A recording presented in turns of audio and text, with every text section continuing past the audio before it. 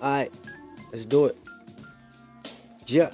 You are now rocking with Showing Love. Yo, yo, it's the one and only. It's the one and only Omar Hughes, man. And you know how it is. Y'all rocking with Showing Love on a Sunday night. All of my episodes, well, anyway, I ain't gonna say all of, yeah, all of them. I shoot on Sunday night, so I give my time throughout the week to do the research and come on a Sunday to chill. That way I can relax. So, yo, Omar Hughes, Showing Love, Sunday night. We gonna get into it. Y'all know what it is, man. But I hope y'all did this week, and if not this week, today, sometime, show love to somebody out there, your moms, your pops, your girlfriend, your wife, your husband. Took some time to do what you love. That's what it's about. We showing love to anything that's passionate, heartfelt. They give you energy. Show some love to all of that shit and show love to everybody around you. So I'm gonna show love to you and hope y'all show love to me. So when you get an opportunity, man, show some love to showing love, and we gonna show it right back to you. That's the ultimate goal for this. It's the ultimate goal for this platform is to show some love. So y'all know what's up, man. Clap for yourself and clap for me when you get a chance. That's all I want from you. But anyway, we're not gonna keep it long winded, man. We gonna get it into we're gonna get right into it. As you can hear, I got my man Nas playing in the background. Nasir Jones, aka Nasty Nas, or some people just call him Nas. Um, so that's the artist we're getting into today, man. So we're gonna get into his debut album, which is Illmatic, that was released in '94 through Columbia Records. That's who he initially had signed to when he was 17. And we'll kind of do a little bit of deep dive and some information on the producers and all that good stuff, man. So y'all know what to expect with Showing Love. But like always, like, comment, subscribe, um, repost this on any social media platforms. Let's make this as big as we can get it. And I appreciate your support. So um, that's what it's about. I take my time. Hopefully y'all take y'all time to, do some due diligence. I do appreciate you. I really do. I really, really do appreciate you. Anybody that sits and listens to 15 seconds of this, I appreciate you. At least you paying attention to something. So that's what it's about. Also, if I sound raspy, I'm coming off a cold. I got a cold on, I want to say Thursday, and I drunk me a couple medicine balls from Starbucks. Them shits are amazing, by the way. Like, I think I had 3 of them. Just knocked it out the park, right? Love them. If you ever get a cold, FYI, get you a medicine ball from Starbucks, or I think they call it the citrus honey green tea. Because they may not know what you're talking about. Medicine ball, citrus honey green tea. If you're feeling sick, I'm feeling a little better, but voice is a bit raspy. But it's okay though. I'm still trying, and that's what it's about. It's about trying. But we gonna try for my man Nas. We gonna do for my man Nas. So we gonna get right into it. Let's show some love to Illmatic and my man Nas for creating this fucking album that became a classic and he made when he was a youngster and talked about some real grown ass topics. And I love it for that. So from me to you, right? And this is just kind of outside of any information on the album. This is actually, for me, um, this is the very first album I ever bought when I had some money.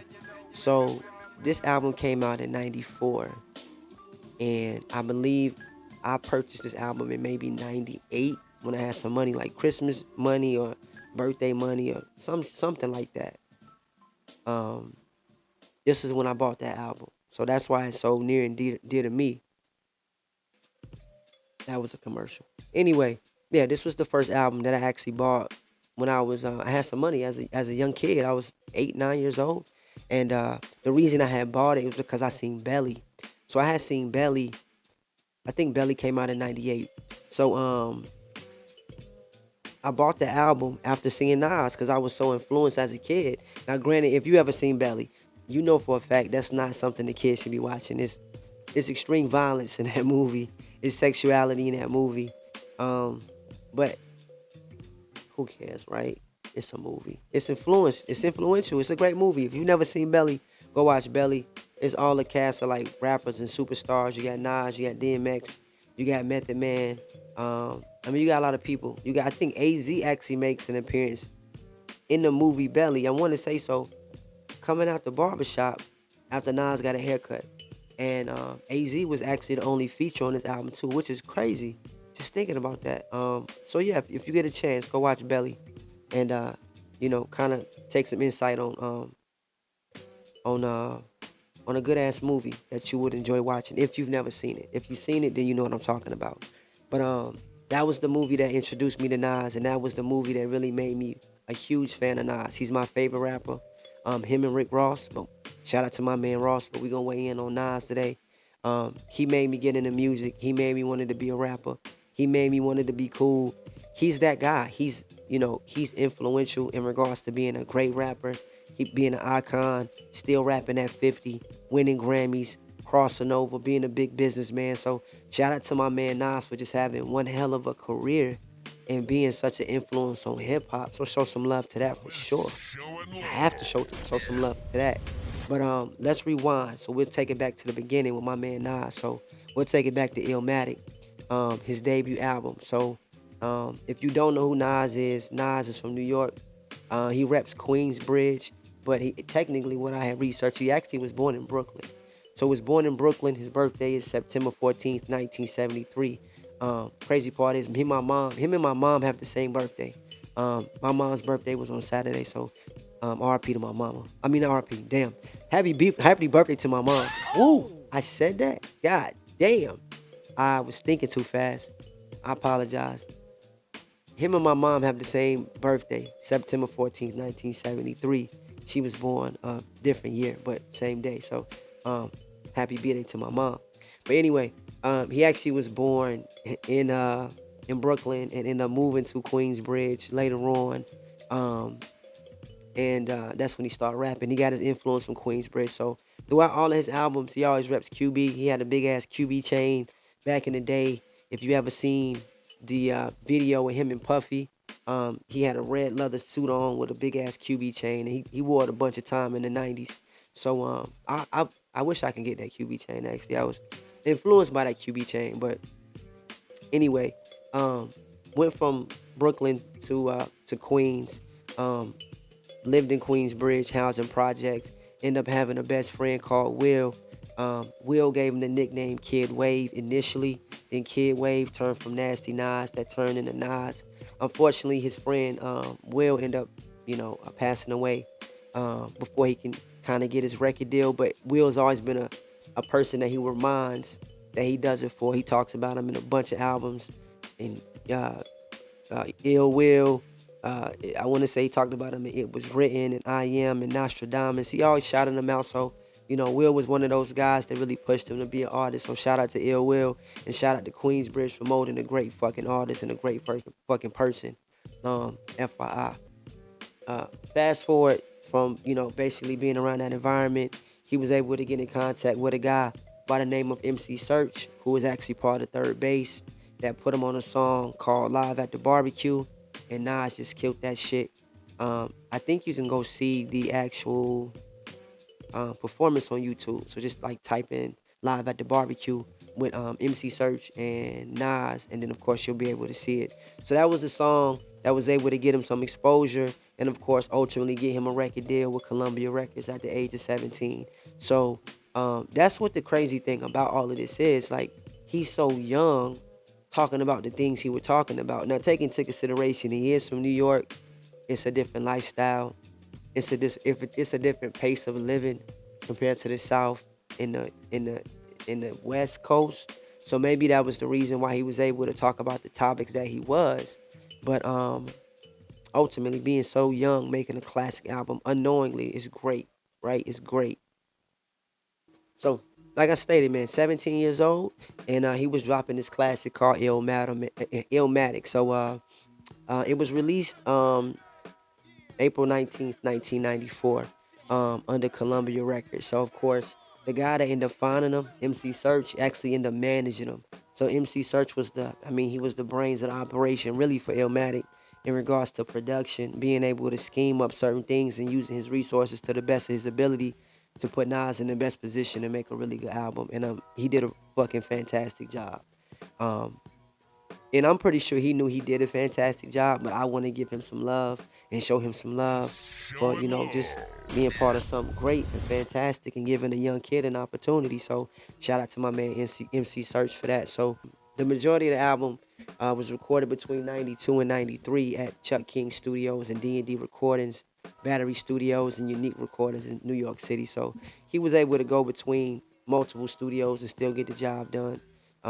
That's the big thing too. So there's only technically, I want to say maybe 2 features on the album, but maybe really one that you can really find in the song. So you got AZ, like I mentioned at the beginning, and you got his dad, who actually plays the trumpet. I believe he plays like, cause he was a trumpeter, he was a jazz musician, so he did some production as well on the album. So just 2 features, 10 records, technically 9 because the intro doesn't technically count. It's not really a song, it's an intro. So 9 songs, 39 minutes long, and a fucking classic. Right? They always tell you less is more, and that's really the truth with this album. Less is more. Less than 60 minutes long, and became a classic in hip hop. So if you don't have this album, please go get it. Stream it up, like I always tell y'all. You know, of course you can listen to it on Apple Music, Spotify, Pandora, YouTube Music, any DSP that you would like, but definitely go stream that up and become a bigger fan of Nas outside of the person. Understand where he started from to where he got to, and this was the introduction. So show some love to Illmatic and show some love to those DSPs for sure. Um, oh yeah, something I actually found out was pretty cool too that I didn't know, because I always knew that I loved this album cover. It was very like influential to a lot of other artists later down the line, and so many people love it because it is so simple. It's just him. It's his face with, you know, the projects behind him, with the name of the album at the bottom and his name at the top. But so it's so initially it was actually people thought it was to be influenced by a jazz album that was released in 1974 called A Child Is Born by Howard Hanger's Trio, which has like a little girl's face on the front, and I think it has like maybe like a silhouette of like the South or like a plantation house or something. I don't know, but it's similar to this, but it's a little girl's face. But I researched, and Nas said he was influenced by Michael Jackson. He said he was a big Michael Jackson fan, and Michael Jackson had the fro back in the 70s, so he wanted to do something that was similar. Now, obviously, he had the mini fro, but he still call it a fro. So Holy Jesus. hold on now, hold on. What is that? What the fuck is So the that? beginning of it, like I stated, it's just the intro. The intro is actually, it's just a subway theme. It's just them talking. Somebody's telling them, you know, be a man, and it samples Grand Wizard Theodore's subway theme from the movie Wild Style, which I actually have never seen because it was released in '83, but I'll go back and see it right sometime eventually. So shout out to them. Show some love to them for, you know, making the album too. But Wild Style was the first major hip hop picture ever. So I guess that's a plus too, right? It's a lot of plus. There's a lot of gems in the album I didn't know, which is beautiful. There were 5 singles on the album, so I want to say that's about 50%, maybe a little bit more than 50%. If you have nine songs on the album and you have 5 singles, I'm not the best at math, but hey, you got a lot. So half of the album were singles.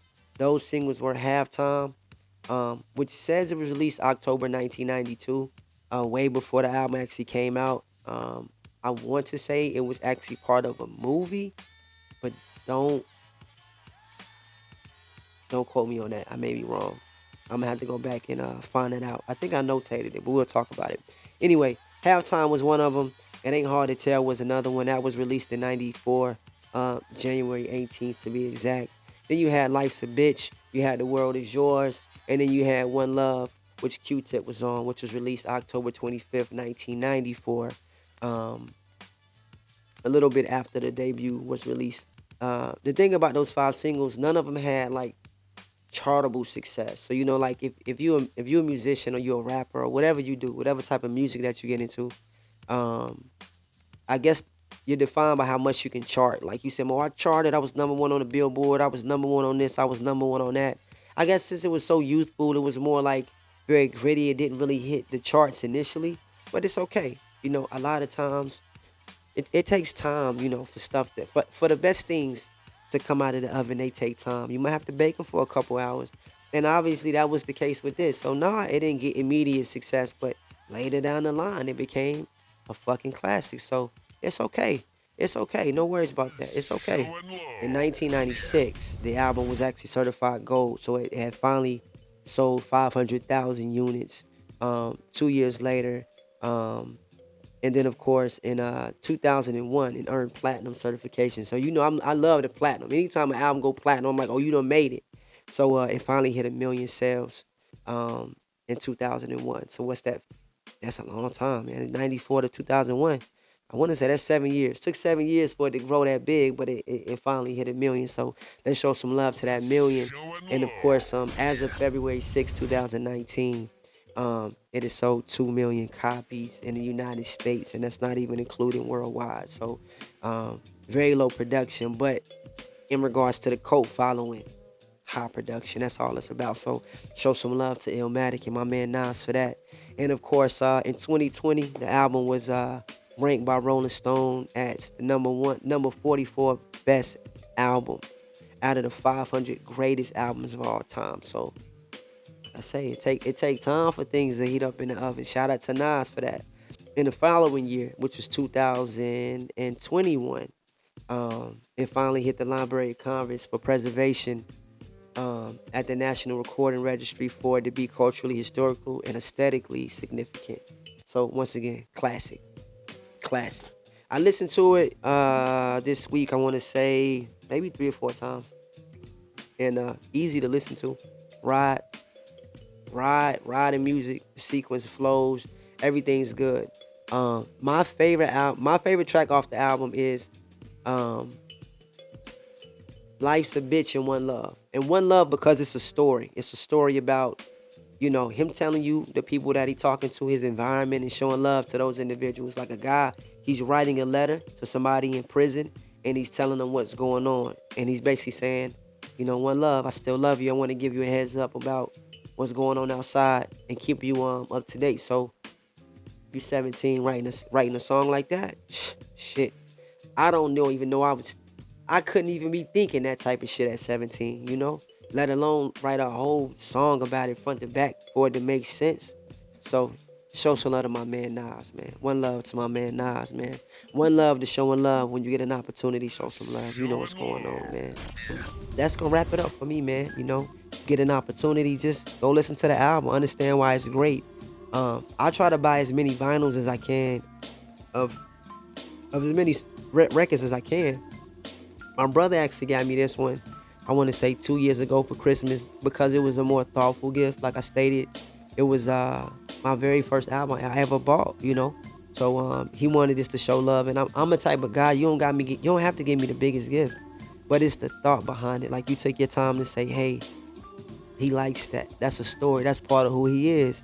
So show love to my brother, man. His name's Jackson. Shout out to my man Jackson. Love you, bro. He actually he brought this for me. So y'all get an opportunity, go definitely go purchase the album. I'm big on just shouting out and showing love to just the small things, man. And stream that up for sure. But we'll wrap it up with that till the next time, man. Show some love to showing love. My name is Omar Hughes, and I'm gonna let this ride out. So show some love to showing love. Until next time, y'all know what it is. Yeah.